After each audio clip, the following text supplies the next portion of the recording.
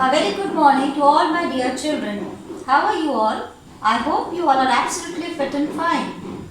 Children, I am here today to explain you chapter 5 of history, class 8, when people rebel. When people rebel. You know what does the word rebel means? It means mutiny, revolt, uprising. When does a rebel takes place? A rebel takes place out of dissatisfaction, disappointment, resentment. You know children, in the previous chapters of history you have studied the coming up of Europeans to India for the purpose of maintaining trade. Since India had been rich in textiles and spices, this brought many Europeans to India. Now out of all these Europeans who came to India, the British emerged supreme. And they turned supreme because they extracted resources from India at cheap rates and manufactured it in Europe and sold at higher rates.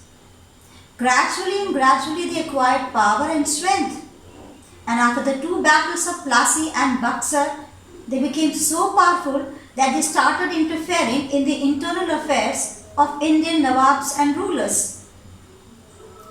So there were many reasons which made Indians dissatisfied.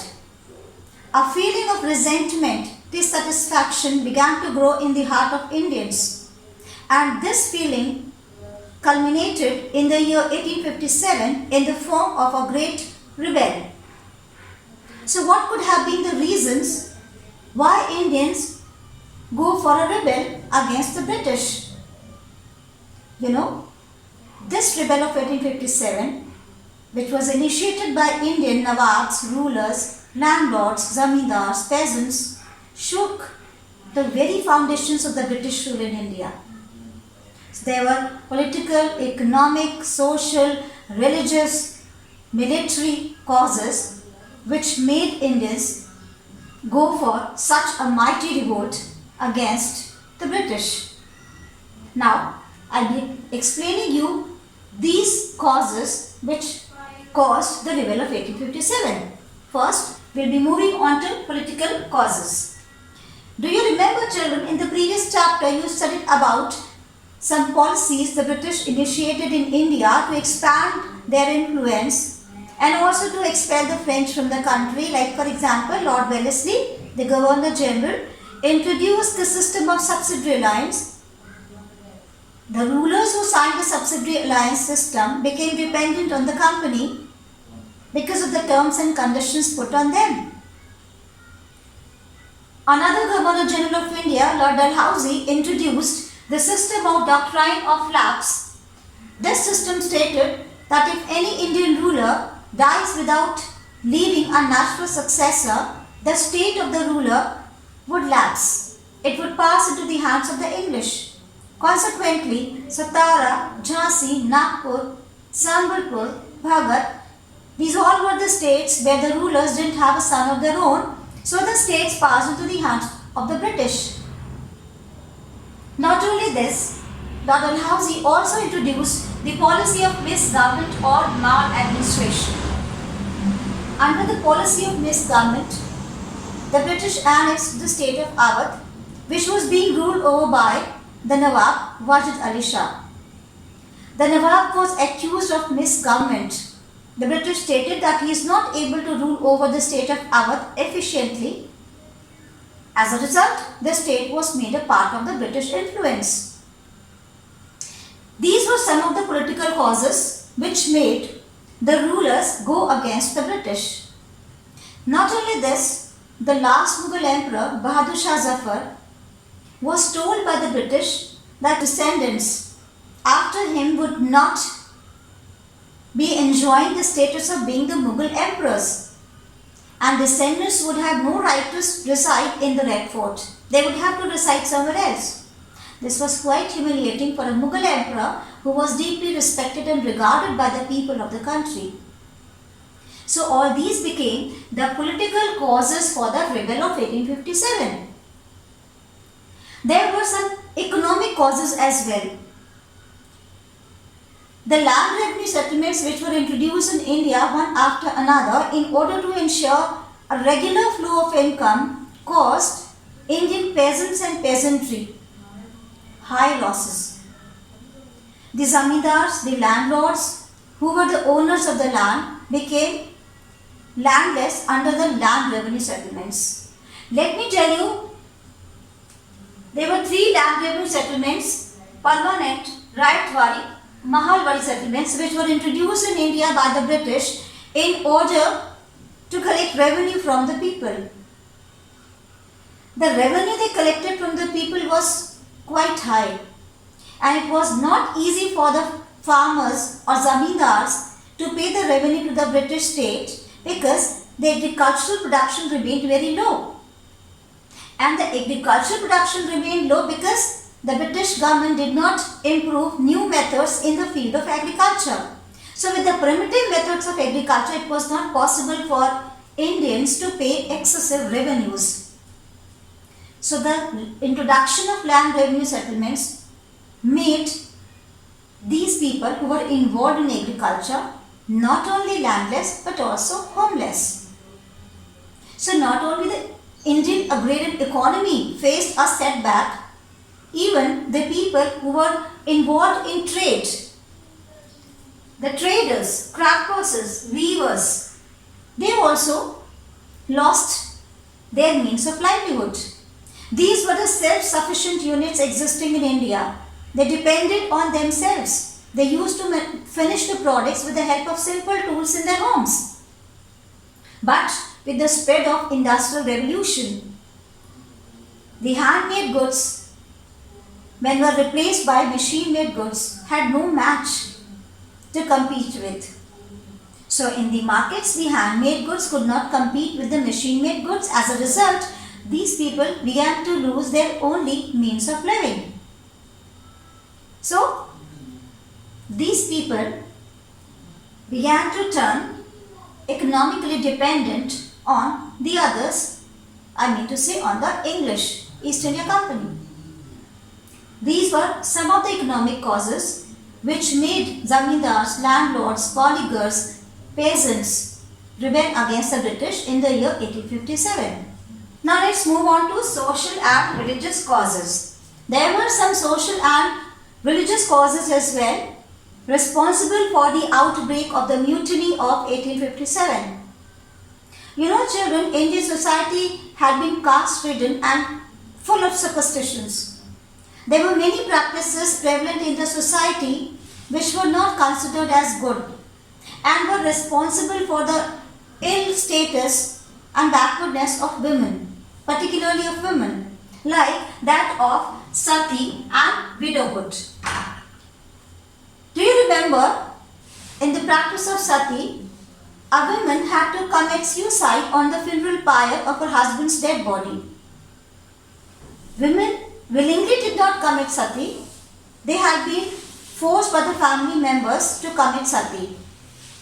So those who committed sati, they were considered as good, and those who did not, they had to live the life of a widow. So widows had been put under many restrictions. They could not attend the assemblies, they had to live in isolation, they were not considered as auspicious in the society. So there were some reformers, some educated people living in the society who felt quite disturbed with the ill status of women. They wanted to improve the condition of women. As a result, when the Ram Mohan Roy raised voice in favor of women, a ban on the practice of sati had been put in the year 1828. And not only this, with the efforts of Ishwar Chand Vidyasagar and the then Governor General Lord Dalhousie, widows got the right to remarry. These were the social causes which made Indians think that the British government is deliberately interfering in their social norms and customs which are existing since ages with the aim of hurting their sentiments. So the orthodox sections did not welcome the ban put on sati or the legalization to widow remarriage done. So these became the social causes. There were some religious causes as well, like for example, Christianity.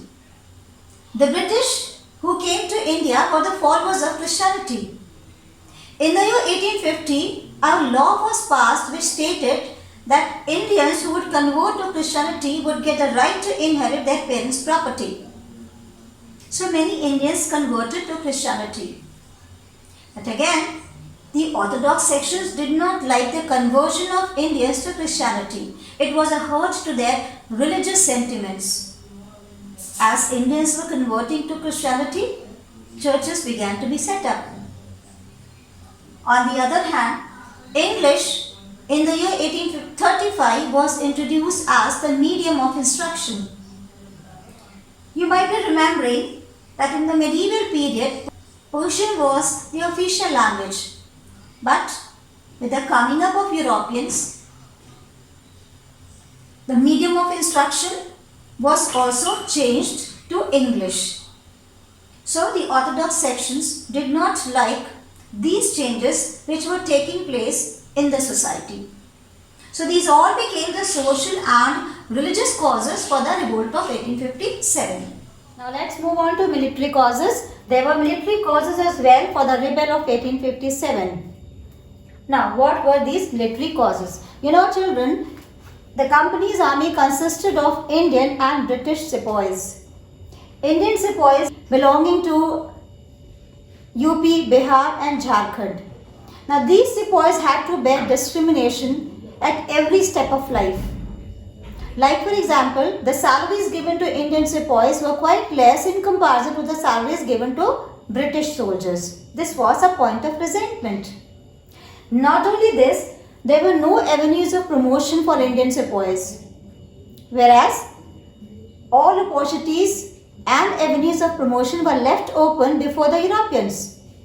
The highest rank an Indian could get was that of a subedar, and the highest salary an Indian could get was rupees 300.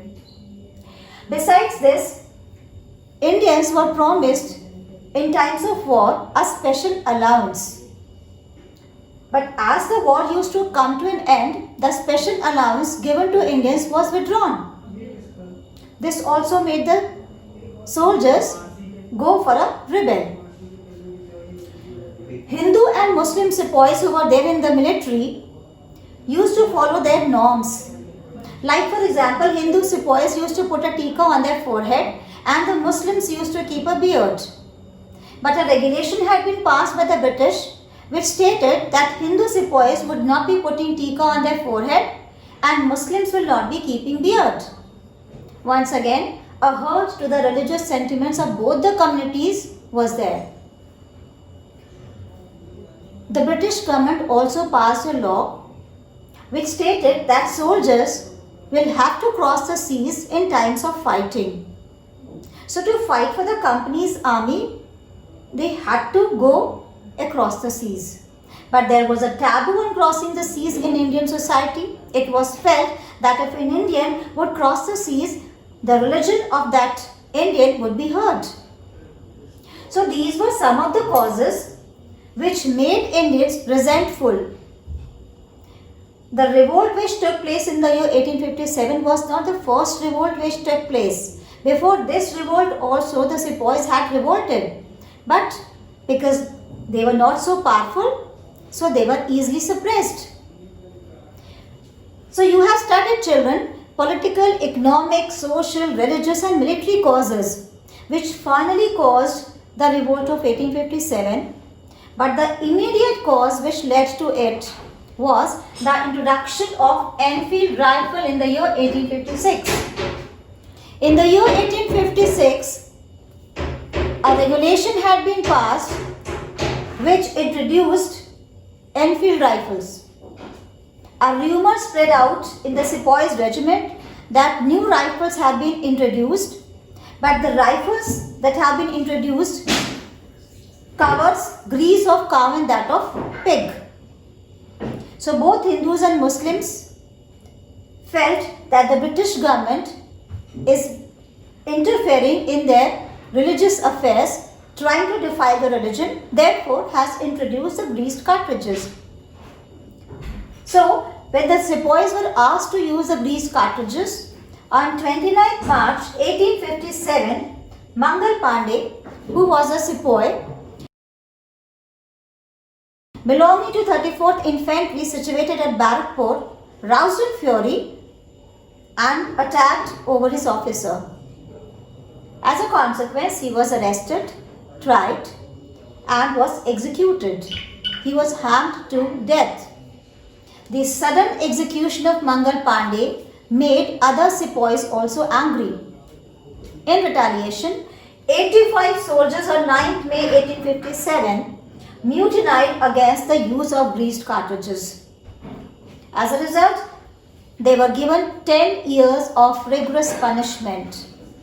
When the news of 10 years punishment given to the sepoys spread in the regiment, the other sepoys also made up their mind and created a revolt against Firangi Raj. Firangi means a foreigner. Now they all were determined to end Firangi Raj in their own country.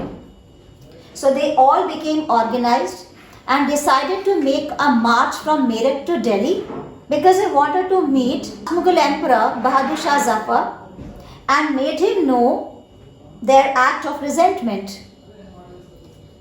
They marched throughout the night, reached early morning Delhi and met the Mughal Emperor Bahadur Shah Zafar and convinced him to be the leader of the rebels. Bahadur Shah Zafar, who was 82 years old, was not willing to provide leadership to the rebels. But on persuasion, he agreed, and then he wrote a letter to the chiefs, to the landlords, to come forward and organize a revolt against injustice and exploitation done to them. And with this, the revolt on 10th May 1857 in Delhi began. With this, Bahadur Shah Zafar was proclaimed as the Emperor of Hindustan. So Delhi became the center of the revolt and Bahadur Shah its symbol. The revolt within no span of time became highly intensified and spread to many regions.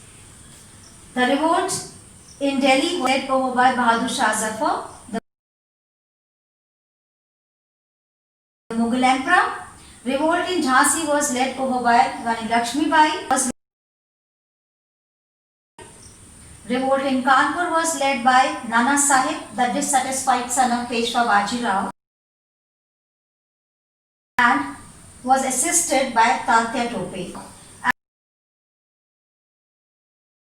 Revolt in Lucknow was led by Begum Hazrat Mahal, the wife of deposed Nawab of Awadh Wajid Ali Shah. The revolt in Bihar was led over by an old zamindar called Kumar Singh. Revolt in Bareilly was led by Bakht Khan, and in Ramgarh by Rani Avantibai Lodhi. Although the revolt spread to many regions of the country, but these were the regions where the revolt had been very intensified. The British had not expected that Indians would go to such an extent. So to crush the rebellions, they sent a large contingent in all these regions in order to suppress or crush the rebellions. Gradually, they brought the revolt in these regions to an end. Bahadur Shah Zafar, the Mughal emperor, was arrested, tried and sent to Rangoon along with his wife Zeenat Mahal, where he took breath in the year 1862. The revolt in Jhansi was also easily crushed, although Rani Lakshmi Bai fought with full courage and conviction, but she died fighting.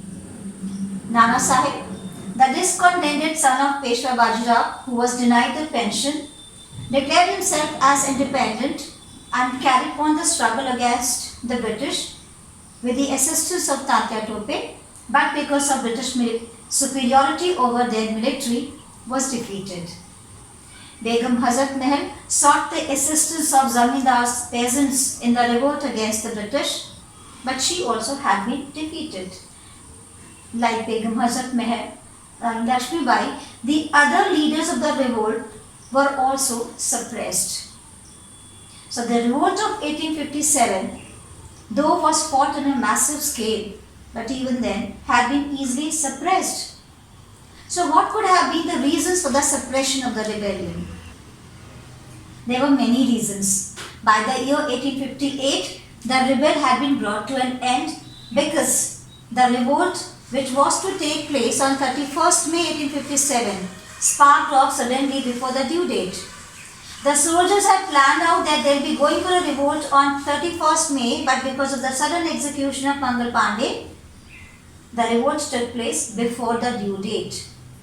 They had not made any proper planning how to carry on or organize the revolt. So this became one of the major reasons behind its suppression. There were other reasons too, like for example, the revolt lacked unity and coordination. Indian leaders who joined the rebellion were not united and coordinated. They all were fighting to get their aspirations done. For example, Rani Lakshmi Bai wanted her son to be acknowledged as a rightful ruler of Jhansi. Nana Sahib wanted the pension, meaning they all had separate aspirations. They had not been thinking in terms of India. They had not been thinking in terms of independence. So because they had separate interests, therefore also the British could easily suppress them. Lack of able leadership. The revolt lacked able leadership. The selection of the leader of the revolt was also not appropriate. Bahadur Shah Zafar was too old to provide strong leadership to the rebel. If they could have chosen somebody else like Nana Sahib or Tatya Tope, the fate of India would have been different. But this did not happen. Apart from all these reasons, a very important reason for the suppression of the revolt was non-participation of educated Indians and some rulers. Many rulers of India like Nabha, Patiala, Jhind, Central India, Southern India remained aloof from the revolt. They did not join the revolt. Even the educated Indians did not join the revolt. Why? Because they wanted India to be modernized. So they felt that India can modernize only under the British rule. So they did not side the rebellions. Moreover, the revolt started from Meerut and then spread to different regions of the country, but it could not become national in character. It remained confined to few regions. So this was another reason why the British could easily suppress the revolt. Now the question comes, what was the nature of the rebel? Was this rebel a sepoys mutiny or a rebel, or it was the first war of Indian independence, or it was just an outburst of sentiments? Some historians are of the opinion that the rebel began with the sepoys regiment, so it was a sepoys mutiny.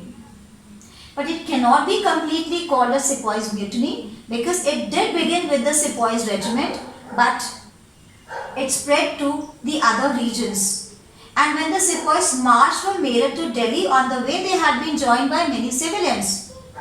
And if we talk about the casualties which took place in the rebellion of 1857, the civilians died more in number in comparison to the sepoys. So it cannot be just called a sepoys mutiny.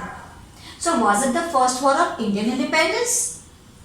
No, it cannot be called the first war of Indian independence too, because all those who fought in the rebellion fought with different interests. None of them were fighting for the sake of independence. Had they all been fighting for the sake of independence, the revolt would have been categorized as the first war of Indian independence. So, it was just an outburst of Indian sentiments. You see, the sentiments of the Nawabs, the rulers, the landlords, the zamindars, the peasants, the soldiers, the orthodox sections had been hurt. Their sentiments had been deeply hurt, so it was just an outburst of their sentiments. So the rebel of 1857 can be considered as an outburst of Indian sentiments. For the British, the revolt of 1857 was unprecedented, as it had shaken the very foundations of British existence in India. The British realized that it won't be easy for them to rule over Indians for so long. Therefore, they felt the need of introducing some changes in the system of administration. Consequently, Queen's Proclamation of 1858 had been read out by Lord Canning in a darbar held at Allahabad. The changes which were to be introduced in the system of administration were: the rule of East India Company ended. Queen's Proclamation of 1858 stated that the rule of the company would come to an end and the parts of the company would be transferred into the hands of the British Crown. A new post of Secretary of State for India was to be introduced. A minister of cabinet rank called Secretary of State for India to ensure smooth governance was to be appointed.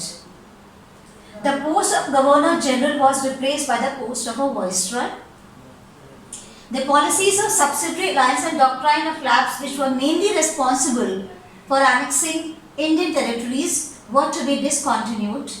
The British stated that no more annexation of Indian territories will take place in the future. The British had put ban on social practices like that of sati, which annoyed the orthodox sections. So to bring the orthodox sections in their favor, they became indifferent towards introducing social reforms. This was one way to bring the orthodox sections under their influence. In order to keep the people under control, army had to be reorganized. It was stated that more European soldiers would be introduced and less Indians will be recruited in the army. They said that more soldiers from Sikhs, Gurkhas and Pathans communities will be recruited in the military. And above all, the landlords, the zamindars, were promised protection and security of their lands.